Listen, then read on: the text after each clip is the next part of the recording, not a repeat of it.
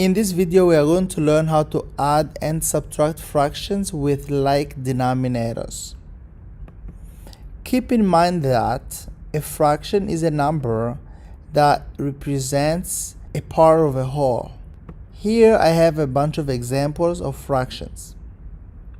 The shaded part, which is the numerator, is the number on the top, and the bottom number, which is called denominator, always represents the total number of parts, both shaded and unshaded. Let's now consider the following diagram. If you were going to write this as a fraction, what would the fraction be? Well, we have two shaded parts, and the total number of parts is 9.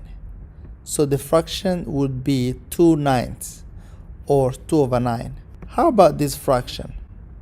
We see that we have 4 shaded parts, and the total number of parts is 9, so we have 4/9. Now keep in mind that the two fractions have the same denominator, which is 9. Now we are going to put them together. In other words, we are going to add them. What would be the result if we were going to overlap these two fractions? Well, we would end up with a situation like this. So if I was to add both of these fractions, 2/9 plus 4/9, I would end up with what? How many shaded parts do I have now? It's 6 altogether. So the answer would be 6/9. So if I want to add fractions with the same denominator, I simply add the numerators, which are the numbers on the top, and I keep the denominator the same. I don't change it. Let's look at another example. Consider now this fraction. I can see that the total number of parts is 16, so that will be my denominator, but the total number of shaded parts is 9. So this is 9 out of 16. Now what I want to do, I want to subtract from this fraction 7 out of 16. In other words, I want to remove 7 parts out of that fraction.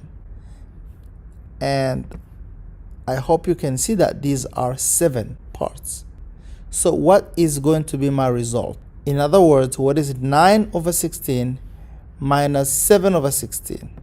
Well, I end up with 2 over 16. Now, let's try the following problems. If you like, you may want to pause the video and then try these problems and then play the video again to see if your answers match with mine. The first question be 9 minus 7, that's 2. Of course, we know that the denominator stays the same, so it's 2 over 10. The second question, it's 1 plus 1, which is 2. The denominator stays the same, so it's 2/3, or 2 over 3. The third question would be 16 out of 23, because 9 plus 7 is 16. And the denominator doesn't change. How about the last one?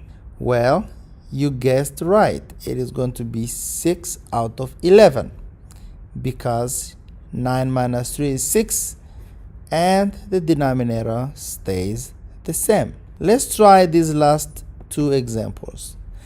Here, I'm combining 3 terms instead of 2, and they are quite easy because they have the same denominator. So I go from left to right.